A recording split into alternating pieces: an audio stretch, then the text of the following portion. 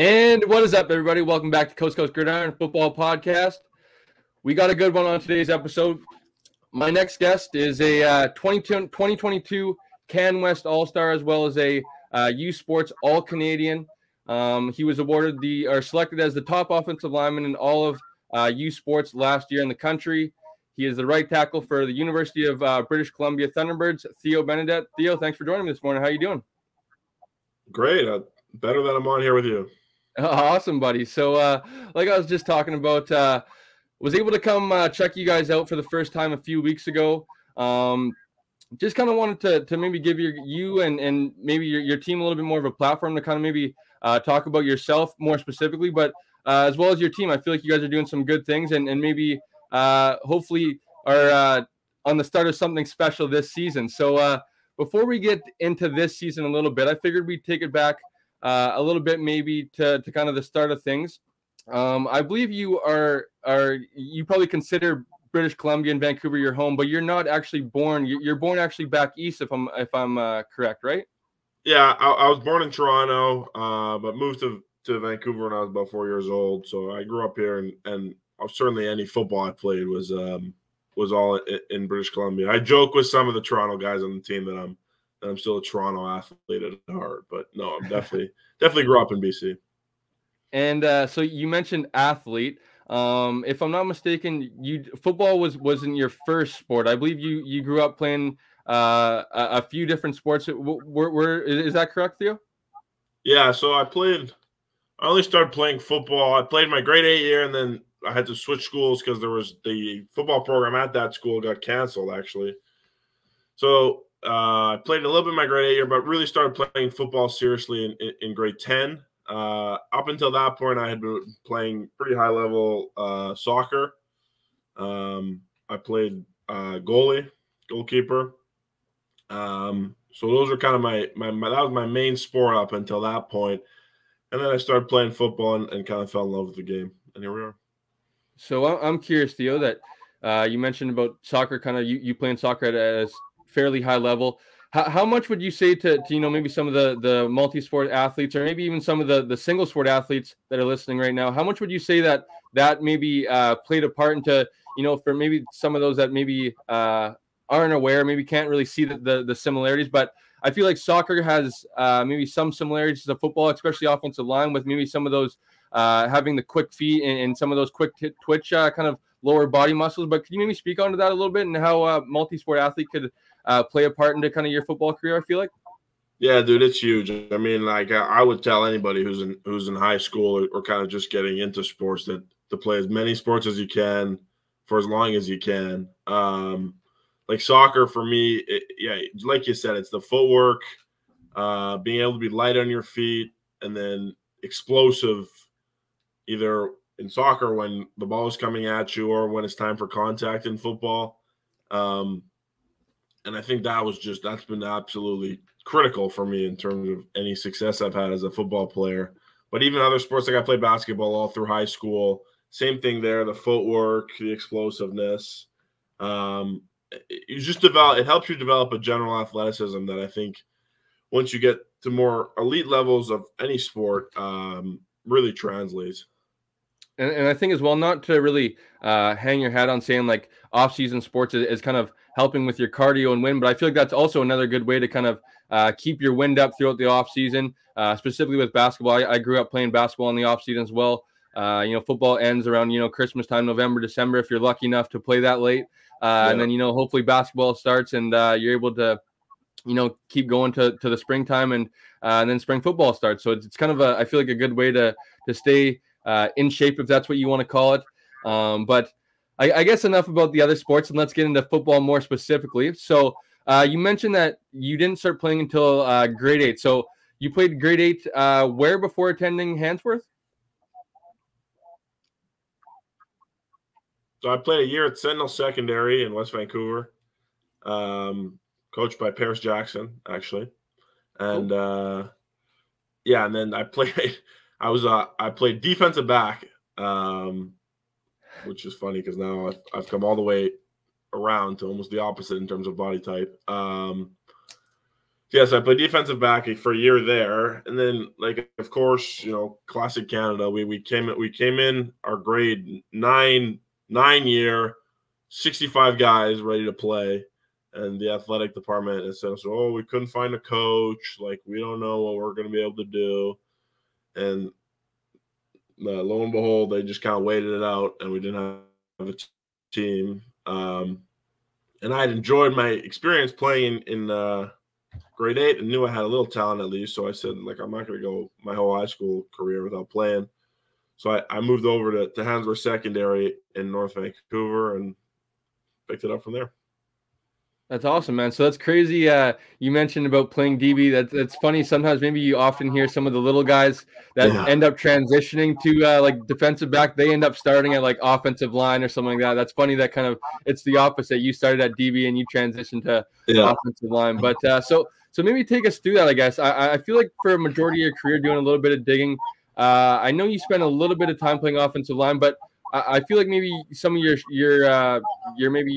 more significant roles on the team were defensive end, as well as I know you played a little bit of tight end. Is that true as well? Yeah. So like after my grade 8 year, in grade 9, I hit like a huge growth spurt. I grew like 4 inches in grade 9. So then once I was at Handsworth, the coach said, "You're not a defensive back. You're going to play, along the line or a tight end." So I played a mixture of tight end, D end, and O-line in high school. I mostly coming out of high school was recruited as a defensive end and tight end by schools in Canada and down south. Really, the only place that had the vision for me to play as an offensive lineman was UBC, and then I ended up coming here as a tight end. In my first year, I moved over to O-line, and then started putting on the weight, and have been playing that since. So I'm curious, what was Coach Prepchuk your head coach during your time, or was he? Yeah. My first year, my grade 10 year, he was the head coach, and kind of the guy who first introduced me to football. I still talk to him all the time. Obviously, he's so involved in kind of the football scene here in the Lower Mainland. And then my grade 11, grade 12 year, the head coach was Coach Richard White. Some you might know Keelan White is playing down at the University of Montana. It's his dad. Yeah. Okay. And he was the one who really, I think, kind of helped me and realize how far football could take you. Not just me personally. He always spoke to the team about how there's always opportunities to keep playing football. He helped some guys, set some guys up in junior football, helped some guys up go out to the AUS and keep playing. And so he was really huge in terms of helping me realize just how much football is out there in Canada. And then So I'm curious. You seem like a fairly not talking to you too long, but you seem like a fairly humble guy, Theo. But I'm curious if you could talk about yourself maybe a little bit. In your mind, kind of what kind of a varsity football player would you consider yourself? And maybe could you just talk about that a little bit?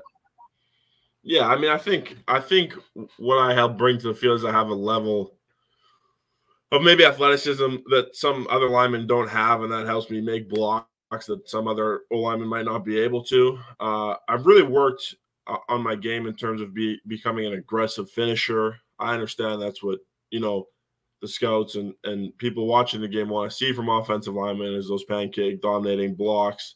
So I think my last couple of years, I've really added that to my game where you're seeing, more guys on the ground and more guys banged up at the end of the game. I love it. So I figured you would answer with somewhat of a humble answer, but if I do tell the people myself, I believe you were a 2018 conference all-star as well as a provincial all-star. Was that a tight end or defensive end, Theo? 2018 I won it as a defensive end, and then 2019 was an O-line.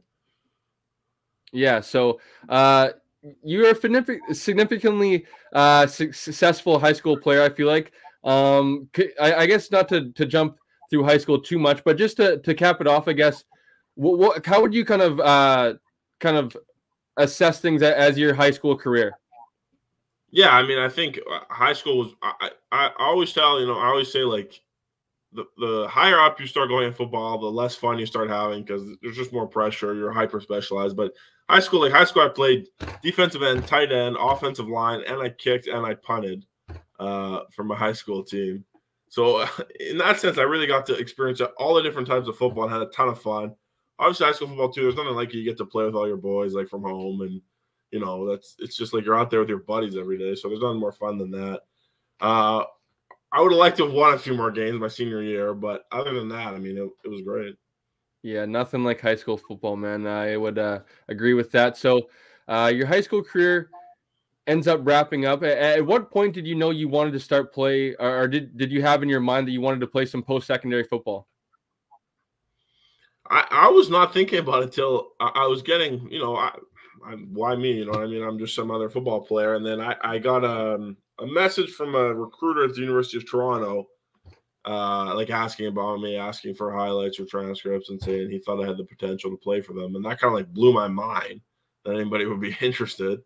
And so after that happened, I went and spoke to my head coach, Richard White, about it. He said, no, I definitely, like, obviously you have the potential for that. And as the year goes on, you'll start getting more and more of that interest. And so that's just kind of how it happened organically. And then more and more schools started reaching out. And obviously I love playing football, love playing sports. So I was, chomping at the bit to keep doing it. So you mentioned earlier that you were kind of a little bit recruited as a tight end, defensive end outside of UBC. For those of you that or I guess for people that see Theo now are probably stunned or maybe shocked because of the hard work that you put in to your body now and your size now. But could you, I guess, talk about kind of your recruiting process and maybe some of those other schools that were pitching you to play off or like other positions outside of offensive line, and then what attracted you to UBC? Yeah, so I went pretty early committed to UBC as my Canadian commitment. My mom works at UBC, so it kind of just logically made sense to come out with her and to have her around and stuff. So I take my academics seriously enough that it was a good school in Canada, and I enjoyed Coach Neil. So in terms of staying in Canada, I pretty early on was pretty set on going to UBC. The question was just obviously if I was going to stay in Canada or go down south. I had a few offers in the U.S. Probably the best one was Tulsa in Oklahoma. That was the FBS school, and they were looking at me as a tight end. But at the end of the day, I felt sometimes when the Canadian guys can go to the U.S., you kind of get lost in the shuffle, and maybe one coach likes you, but then he gets fired a year later, and the new coach doesn't like you so much, and things can go downhill pretty quickly. Whereas if I felt I stayed here with Coach Neil, who really believed in me, I would have more long-term success. And obviously, I like living in Canada more than living in the U.S. So that was also part of it. And so I ended up going to UBC. No kidding. And so I believe you end up coming out of high school around somewhere 225, 240-ish, right? So talk about that journey. So you end up committing to UBC. And from what I was digging up a little bit, it was kind of you were committed as an athlete, if I'm not mistaken.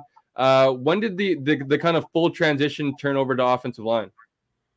Yeah, so I came in very light, probably about 225, 230 pounds. And so I started out as a tight end. After I went to the spring camp, I attended spring camp as a tight end. Going into the summer camp, Coach Neil said, you can play whatever position you like. We think you have a future at any of them. But if you want to play long-term and in the pros and have the most success, he thought it would be as an offensive lineman. So there was that side to things. And then there was the opportunity. Obviously, it was kind of a rebuilding year for us in 2019. The opportunity to play right away, which obviously was enticing. So then I was able to move over and started 5 games as a freshman, which was a learning experience for me. It certainly is. It was not the best tape I've ever put out there. We'll just say that. And so that's kind of how I ended up starting playing offensive line. You mentioned the weight. I came in about 230. I'm about 300 now. So every night in my freshman year, I would sit in the lounge of our residence area and just take like scoops of protein powder, mix it up into a cup of water, like chug that down, try not to throw it back up. And then I was on, Coach Neil called it the triple bagel diet. So every day you have to eat at least 3 bagels. And and then obviously like 4 or 5 meals a day. So that was almost the hardest part to transitioning to offensive line and improving at the position, was just having to eat so much food. Before that's it's always funny to hear those stories of offensive linemen that have to do that. I think of somebody like, you know, Taylor Lewan, the Pouncies, that, you know, after they're done playing football, they don't have to have all that extra weight on them, and they end up losing. You know, I believe Taylor Lewan's like around 250. The Pouncies are fairly slim now, so it's funny, you know. You going into university around 235, 240 pounds, you leaving university around 300 pounds. The work that you put in, the food that you had to eat as well. But I'm curious, before we leave the tight end position, Theo, a chance for you to brag about yourself here. Do you have the best hands? I guess we'll say for now in the offensive line room, I guess. Absolutely. I guess what I keep telling my coaches is that they got to throw me the ball. We had a play in just the other week where I ended up leaking out and I was wide open. My quarterback went to another receiver. He was heartbroken once he saw the tape. He says he still owes me dinner. I keep telling my coaches that if you throw me the ball, I'm going to catch it. So, yeah. Love to hear it, buddy. Love to hear it. So you get into your freshman year, as you mentioned. The thing that I would imagine that I was curious about hearing there that you said earlier, that would probably be a little bit more of a comfort blanket as well as being at home, though. But you mentioned that your mom was at UBC already. But could you just talk about your freshman year? I guess a long-winded question here, so you can take it however you want. But take us through your freshman year playing football, as well as, you know, being a student athlete. You mentioned how much you kind of had to maintain your weight and try to put on weight, but as well as, I feel like maybe a lot of people forget that, you know, once you get into Usports, the Canada West as well, you're not, you know, we're not taking a bus ride to Abbey to play Mowat anymore, right? You're flying to, you know, U of A, you're flying to Winnipeg, that sort of stuff. So, you know, like this week, I believe you guys are on the road, so you probably are missing classes on Friday or Thursday or whatever it may be. So could you just talk us about, you know, your freshman year playing a little bit, and then as well as the kind of student athlete part of balancing all that and how much that can be hectic and crazy sometimes? Yeah, no, I mean, it's definitely a huge transition, just in terms of the amount of how serious football is taken. Like in high school, you can miss a practice. Like you don't miss practices in college, right? Like you're 100% all the time. And so, yeah, just learning how to balance class, learning, like my first year the class I took in the first term were way too hard. Like I didn't realize how difficult that was going to be. Like learning what classes to take in season, what classes not to take in season. You know, learning like what happens if you wake up 15 minutes before a lift, like how do you get there on time, stuff like that. And then, yeah, just learning like how to be a football player, how to take the game seriously, learning like how to watch film. I never watched film on an opponent until I got to university in my first season. So all those things were just a huge adjustment. I think there's almost a level of like naivety though when you first get here, especially because our team was not very good, where it's like, oh, this is just how it's like supposed to be, and like, yeah, like maybe we're 2-6, but like I didn't know almost the winning habits that I would learn later on in my career. And so you're almost just kind of picking it up on the fly, which takes some of the pressure off, I felt, if that makes sense. But yeah, but being so close to home, I think also was a huge help. Like if ever I was having, you know, a long week or whatever, I can just go home on the weekend, have a home cooked meal, have my mom give me some food to take back out with me. And obviously, like, especially when you're first in college and you're a little homesick, that's a huge help. So you end up, I believe you said you started a few games your freshman year. Was that an offensive tackle, or did they bump you inside or offensive tackle? Yeah, at right tackle.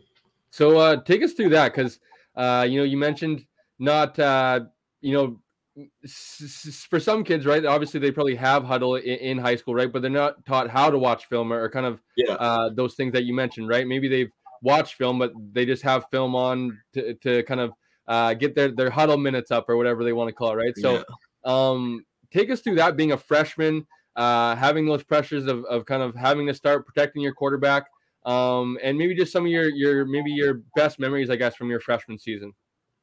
Yeah, I mean, the first game I dressed in play, and then my first start came in Saskatoon at Saskatchewan.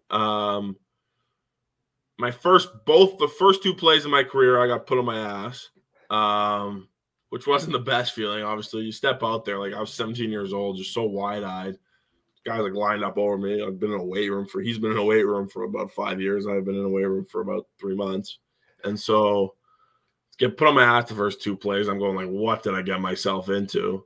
And then you start getting into a rhythm. It took me obviously a few games to like start actually playing half decent football. And then by the end of the year, I wasn't playing bad. But yeah, it was just learning stuff like that in terms of adjusting to the speed of the game. Learning on film how to break down a rusher, like look at what is his favorite pass rush moves, if he lines up in this stance as opposed to that stance, what is usually coming out of that. And then understanding like football and scheme as a whole. Like up until that point, the only thing I had known about football came from Madden, and just understanding like how defensive fronts play, what are we trying to accomplish with these plays conceptually. So that's kind of the main things I was learning in my first year. And learning how to get my ass kicked at first too. But now you're doing the ass kicking, so it's not so bad anymore. But so you end up, as you mentioned, finishing a 2-6, disappointing 2-6 your freshman year. But what was maybe just the outlook going forward? I believe that was a fairly decent class of I believe, was that when all Garrett came in and I believe a few other guys on the offense came in, or is that a year down the line? Yeah, so Garrett was a year later, but yeah, you're right. Like we had a bunch. The silver lining to that season was we were able to give a bunch of really young guys, like probably, I don't know, a third of our team were freshman starters, a lot of game time and a lot of playing experience that obviously I think is helping us now. But yeah, guys like Lucas Robertson, who was drafted last year to the Stamps, came back to us this year. Eric Dika, Giovanni Manu, the left tackle, that was his first year starting. I'm missing a bunch here. Would Edge and a few of those guys? Yeah, exactly. Edge, Edgerrin Williams, and a bunch more guys on defense like Mitch Townsend, Aiden Bertuzzi. Anyways, all these guys who are huge contributors for us now were able to get into games in their first year and play, which I think helped us long term, but not in the short term. Yes, and not to get too off topic, that's kind of being a Raiders alumni. That's kind of what we're going through right now. Is what you mentioned, right? Is something that you learned is I'm getting my ass kicked right now, but you eventually turn things around, and kind of what I'm preaching to them is they need to stick together. I know shit's tough, and they're probably gonna go through an 0-10 season here, but what you guys have kind of persevered through is that 2-6 season. Nobody loves that, right? But now you guys, not to get too far ahead, but you guys have started 4-0 this season, have very high hopes. So sticking together can definitely pay off in the long term. So to rewind things back, obviously the bombshell ends up happening, I guess maybe 3 or 4 months after your freshman year, the COVID-19 pandemic. Could you just take us through that experience a little bit? Obviously, I guess you weren't across the country like maybe some kids that had to go through that couldn't come home, that were stuck at school and stuff like that. But just take us through your experience. Did you have to go back home? Were you stuck on campus, that whole sort of deal? Yeah, when it first happened, obviously, like it was just for real. Like, oh, this will just be a week or two, but yeah, I was able to go home pretty quickly out of my residence. And then obviously our training changed dramatically as we started going into lockdown and stuff. I went from being in the gym 4 days a week to doing like workouts at home and in my backyard. So it was a tough transition, and obviously you're worried like if you're gonna have a season or not and all that kind of stuff. So that was kind of how COVID first started for me. As I started to realize it was like this was a real long-term thing, I started to kind of get creative and understand that I had to make the most of the opportunity. So I would go up from my house. There was like, I don't know, maybe a 5-10 minute walk. There was a big field with a big hill. So I would go every day with Eric Dika, a buddy on the team. We would just run the hill up and down, up and down, up and down the hill until like our legs like couldn't move anymore. And then go home and like start doing upper body exercises with like whatever type of weight you could have. At one point I was like bench pressing my sister's old bed frame and stuff like that. Like, I mean, you had to really get creative with it. So that was kind of what COVID looked like. It was terrible not to play, but on some level, I think long-term it helped me because it gave me just a full year where I could just focus on getting stronger and adding weight and adding muscle mass, which is helping me now. So again, as terrible as it was in the short term, it may have actually helped me in the long term. Yeah, so I'm glad you kind of said that. I was when I was doing a little bit of research for the podcast, I came across I believe the podcast you did with is it your trainer kind of and I saw you Charlie, mentioned I saw that you mentioned about kind of what the year off did for your body and for what you said, I believe for your game and stuff like that. Could you just talk about that a little bit more? And for some people it I guess to kind of say this maybe a little bit rudely, but probably ruined a lot of careers, right? Where people weren't self-motivated to kind of, if you want to call it, get better at home or just find a way to get in their work during whatever workout. But can you just talk about what it did for your game personally? Yeah, I mean, totally, I agree with you. I mean, that's kind of the attitude I approached it with. Was I saw it as a time. Anytime you're training, you're just you're looking for ways to get a leg up on your opponent. How can I get a leg up on my opponent?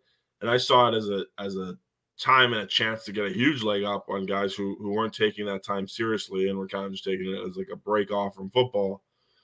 So I viewed it that way and attacked it that way. And so every single day I was just finding ways to improve and work out. And I knew, like, obviously when you're training in season and even off season where you have like field sessions and stuff, like you have to understand how to manage your body and when are the times to like gas yourself out and when are not. But in COVID, every day there's no game down the line really. All you're doing is just training it over and over. So I could just push myself to my limit every single day, push myself.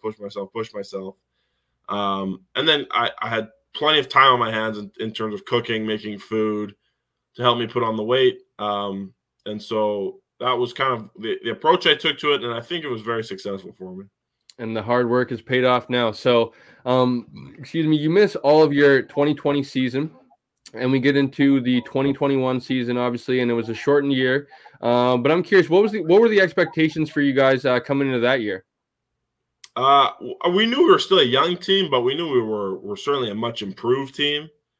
And we were just hoping, to get back into the playoffs and show teams that, we were back to being a force to be reckoned with in the Canada West. We started the season again 0-2. Went into Regina. We were down 23 points in the fourth quarter. Came all the way back to win it in overtime. And I think that game I still remember because I think it was huge for us coming up. Off the 2-6 season in terms of learning to believe in ourselves as a team and realizing like we could actually play with and win against other teams in this conference.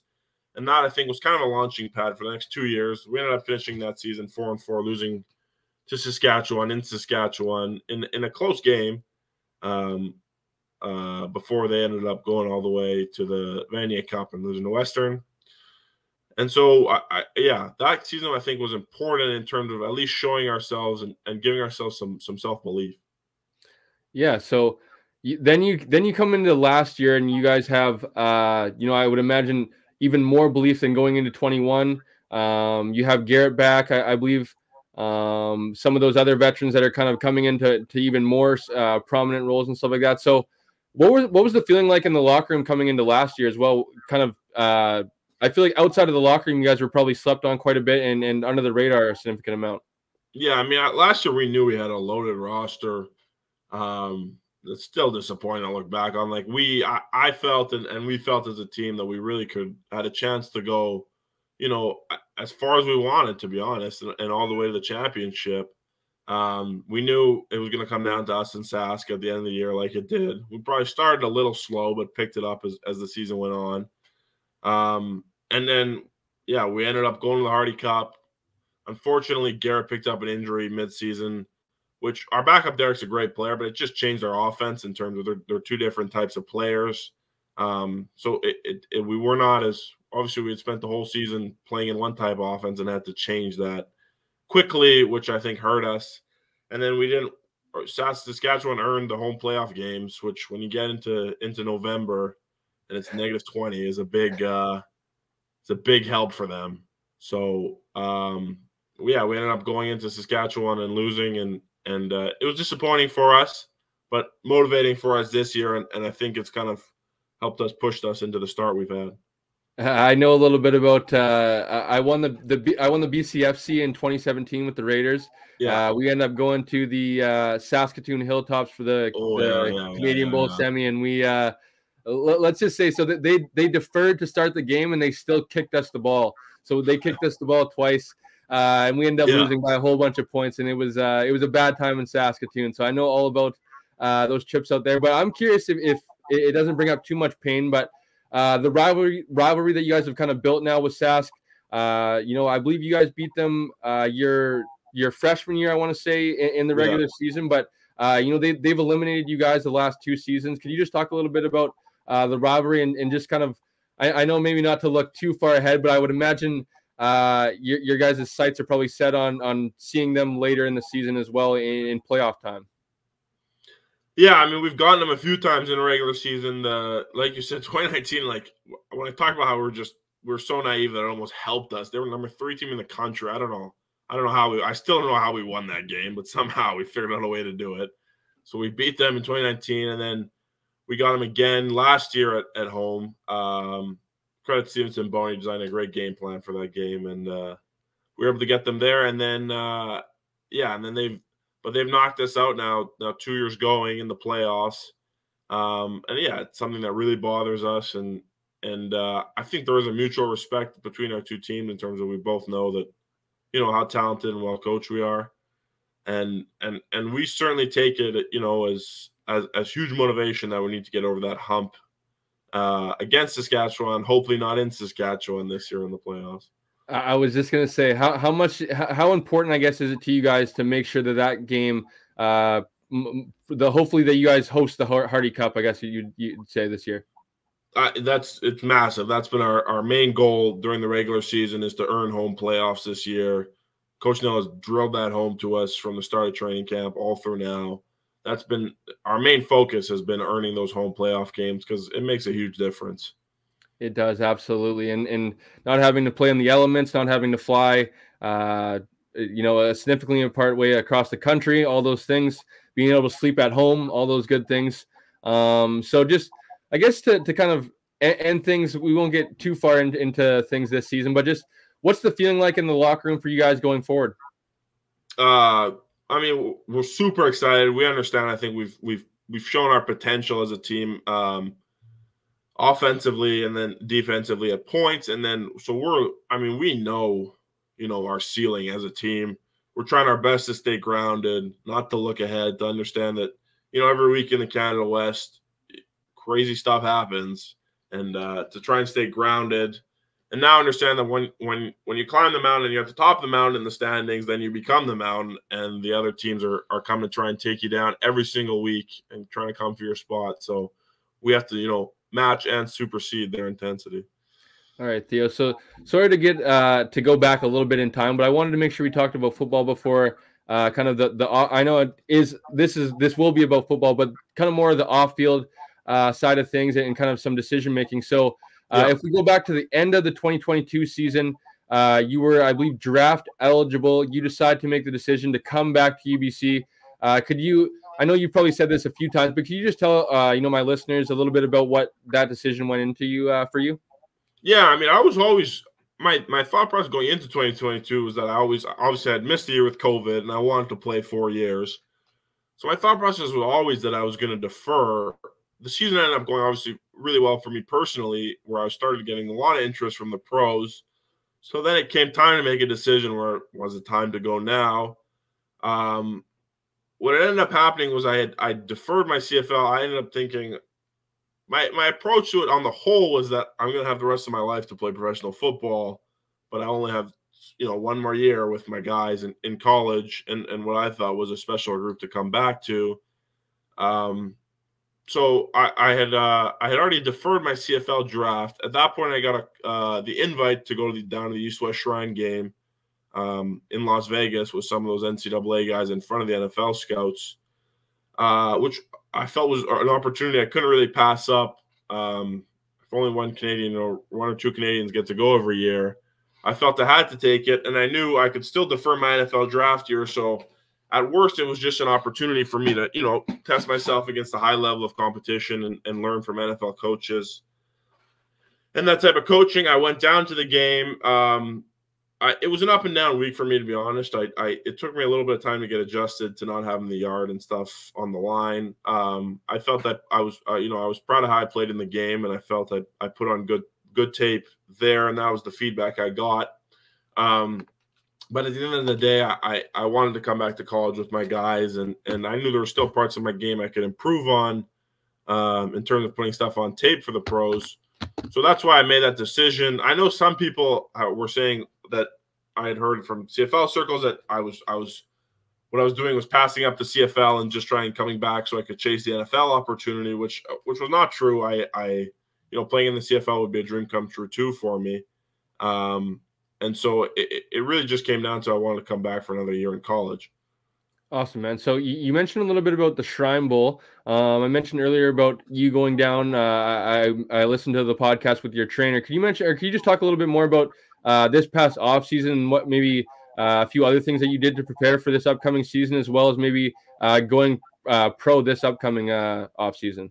Yeah, so I got down I went down to Knoxville to train with Charlie Patrone, who's pretty well known in kind of that preparation area for prospects. He's worked with Leonard Fournette, T. Higgins, bunch of guys, Chad Pennington, and then a bunch of the Canadian guys coming out, like Matthew Betts and Duvernay Tardif. So I was able to work with him, which was great. And then I did some O-line training with Willie Anderson in Atlanta, who played for the Bengals and the Pro Football Hall of Fame finalist this year, and Paul Alexander, who was the Cincinnati Bengals O-line coach for 20 years or whatever. So that's what that training looked like, which was huge for me, I think, just not only in terms of obviously what I was able to learn, but also just getting in that type of football culture that those coaches could provide to me, and the high level of achievement and standards that they set. And then, so yeah, I did that. Went to the Shrine, came back this year, got back in the weight room. We added Coach Dan Durazio to our coaching staff, who coached in the CFL for. I'm glad you mentioned him, Theo. So could you maybe talk a little bit more about Coach Dan and what he brings to the offensive line room? I know it's not a lot, but from the few clips that your guys' social media team puts out, he seems like quite the character. So can you just talk about Coach Dan a little bit? Yeah, for sure. I mean, he has a bit of the reputation of being a mad genius in the offensive line world, and I think that's definitely justified. I've never been in a meeting room like his type of meeting room, the one-liners he has and stuff like that. But yeah, when he first showed up, like, you don't know what you're getting into, like with new coaches, they're bringing in new techniques, and you're going, okay, like, well, let's see how this works. So I went down there on the field the first day and I was doing all these new things. I'm going, like, how come I haven't been doing it like this the whole way? Like, this stuff is incredible. So his reputation is certainly well-deserved as kind of an offensive line guru. He's brought a ton just to our offense as a whole in terms of his experience with scheme and finding ways to attack defenses. And yeah, just being around him as a coaching character has been a ton of fun. Awesome. So I'm curious to talk a little bit more about you before we get out of here, Theo. What has it been like the past, maybe 16 months or so? The kind of I feel like the popularity behind your name has grown a little bit, the reputation as well. Kind of talk a little bit about the expectations and kind of how I feel like you've handled them very well.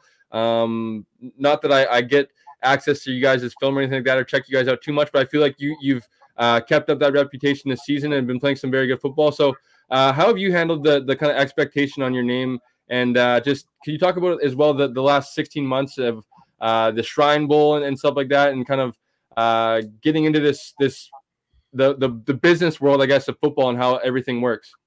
Yeah, I mean, last year was definitely a whirlwind in terms of, like, I think I was under the radar. And then everything kind of happened pretty quickly in terms of recognition for what I was doing on the fields. Getting to go down to the Shrine was amazing. Like, I got to be coached by Bill Belichick, which was kind of like surreal. And then so coming into this year, I've really tried my best to stay grounded and stay hungry. Understand that, well, I did accomplish some stuff last year. this year is a chance to, you know, accomplish what really matters and win a championship with my team.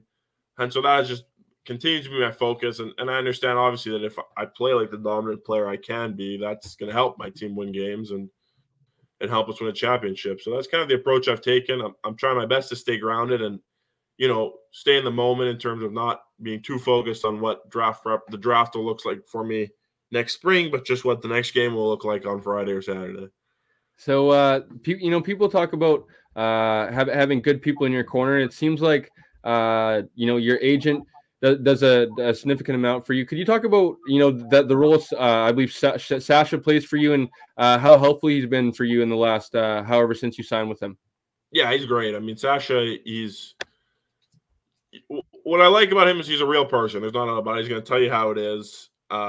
If things, you're not doing something right, he's going to tell you. And I think he also, when I first got to know him, I could tell he truly was passionate about helping Usports guys make the most out of their career. And yeah, that whole picking the agent selection process, I think, was one of the more difficult things I've had to do. Is kind of, I've started to look at the professional ranks. There's certainly like a lot of guys who are very competent and talented in that area. But I'm very glad with the pick I ended up making, and you know, it's been great working with Sasha. So you were on the CFL Scouting Bureau top 20 list last year. I believe you were number 8. Coming into this year, the fall edition, you were listed as number 3. I'm curious, as an offensive lineman, as a prospect, Theo, if you could, like I said, I feel like you're quite the humble guy, but what sets you apart from everybody else in the country as far as just Canadian prospects? I know, I believe number 2, Gabe, I believe he's down at University of Buffalo, but what sets you apart in this class as a prospect? Yeah, I think it's just I think my ability as an athlete, I think will be reflected in my testing come the spring. I think I have, you know, a good understanding of the game. I'm able to understand scheme and you know, react to things on the field. And I think it's just a level of determination in terms of making blocks that my coaches have instilled in me, where I in some ways just refuse to let myself get beat in the pass game. So, yeah, I mean, I think it would be those things. I think I've excelled as a pass protector during my college career. It's going on 3 years now without giving up a sack, which is something I'm pretty proud of. And yeah, exactly. And then I think I've continued to improve as a run blocker, and I think the run blocking especially kind of came together last year. Yeah, man. So I was going to ask you, it's fine, you don't have to answer this, but I was going to ask you, is this kind of offseason going to look a little bit similar to maybe last offseason a little bit? With, I know maybe not, you have the option to go to the Shrine Bowl as well, but, you know, maybe going down to Knoxville as well, training with Charlie and all that sort of thing? Yeah, exactly. I mean, I'll head down pretty shortly after Christmas, I think, down to Knoxville to keep training with Charlie, and then yeah, some college all-star game. Obviously, I don't know which one yet, or who will send me the invite. Then back to more training. There'll be a pro day at some point in March, and then we'll see, obviously, about combines and stuff like that when I get the invite to, and so it'll look like that, and then hopefully come draft day it pays off. All right, man. So 2 more questions here before we wrap things up, Theo. And I do say, if anyone that's watching, listening today, that's liking the episode, please be sure to like, comment, subscribe on YouTube, follow, download, rate, review the episodes on Apple Podcasts. It would be greatly appreciated. Theo, back to UBC. You growing up and you know, calling Vancouver home, calling British Columbia home. What would it mean for you and your teammates to, you know, bring back a national championship to UBC? I would imagine that you were, I don't know if you were a fan or just maybe aware, but of the 2015 team, I believe it is, the last time UBC won a national championship with, you know, Michael O'Connor, those guys, Marcus Davis. Just what would it mean to you and your team, I guess? Oh, I mean the world. It's everything. I remember watching the 2015 Vanier Cup and thinking how cool it was. That was back when they had it on Sportsnet, which they should put it back on if Usports would do some stuff properly. But anyways, I mean, everything to us. I think I look at it as 20 years from now, if we do win a championship together, that's a bond that, you know, us as guys will have forever, and we'll always be able to, you know, have reunions like we see the 2015 team had one last week at homecoming, and last year the 1978 Vanier Cup winning team all came back together for a pregame ceremony. So I think winning a championship in that sense is super, super meaningful to me. And I feel like, obviously, Coach Snell's a coach who the only success to him is winning a championship. We could go all the way to the Vanier. If we lose, the season's a failure to him. And he's obviously done a lot for me in my career. So being able to repay him with a ring would mean a lot to me also. Yeah, and I feel like it would kind of, I feel like, cap things off right for a few of you guys. You mentioned Gio earlier, Garrett, some of the guys that you guys have been, Isaiah, your tailback, some of the guys that you guys have been in those battles now for a few seasons. And I feel like that would be the right way to go out. So my final question to you would be kind of to swing things back to more of an athlete, but as well as football players. But what would be your message to some of these kids that are, you know, in the Lower Mainland, in BC, that maybe, you know, professional football isn't the end all be all. It isn't a failure if they don't go professional, but you know, kind of maybe what would be your message to, you know, show that there is you know, a way. It is possible for you to be a professional football player, athlete in BC, in you know, even over here in Vancouver Island, right? What kind of would be your message to those young kids that are chasing the dream as well? Yeah, I mean, a cliche way I just say to believe in yourself and believe in how far you can go in football. Like, I think people are under the impression sometimes that if I'm not going to prep school, or if I'm not, you know, going to a D1 school, like, that's it. I'm never going to really be able to, like, succeed or play a long time in football. And the reality is that's not true. There's high level of play and coaching in BC. You can then go play college in Canada. You can go play junior in Canada. People have been successful coming out of both of those and been able to play football for a long time in both of those ranks. Even in the pros, you don't have to – you can play in the CFL, you can play in the NFL, you can go play in Europe. Like, there's always an opportunity to play football out there, and there's always opportunity for your hard work to be rewarded with either a championship or an opportunity to keep playing. So I would just say keep playing football, keep enjoying football, and just believe in the opportunities that you can have doing so. Awesome, man. Well, it was a lot of fun getting to talk to you, talking some football, man. So I really appreciate it. You jumping on here. I'm not too sure. I don't think you have probably too much going on, but maybe where can the people, I guess, maybe come out to maybe watch the next UBC football game, or anything that you wanted to plug, let the listeners know, Theo? No, I mean, yeah, just as many people out to games is awesome. Not just our games in Lower Mainland, high school games, junior games, anything you can go watch. And yeah, our next home game would be Regina in 3 weeks, because we got the bye coming up. That'll be our senior day, so that'll be fun. And yeah, just hope to see as many people out there as possible. Awesome, Theo. I really appreciate you joining me, man. Hope to get out to another UBC game this year. Maybe hopefully a Hardy Cup home game or something like that, buddy. So yep. Like I said, man, I really appreciate you joining me, giving me some of your time. I know it's busy. We were trying to plan it. And you mentioned that, you know, your free time is around 8:30, 9 o'clock during the weekdays. Yeah. And I couldn't imagine your schedule, man. That's, you know, probably pretty hectic, but all worth it in the end when you have a football season and football team that you're able to bond with and grow these memories with. So like I said, Absolutely. Buddy, I appreciate you jumping on here and giving me some of your time. Best of luck to you and your team this season, and hope you guys are able to bring home a natty to BC. So I would appreciate if everyone could like, comment, subscribe that's watching on YouTube, as well as Apple Podcast. Download, rate, review, all that good stuff on Apple Podcast. This has been another episode of Coast to Coast Gridiron. We will catch you guys on the next episode. Thank you.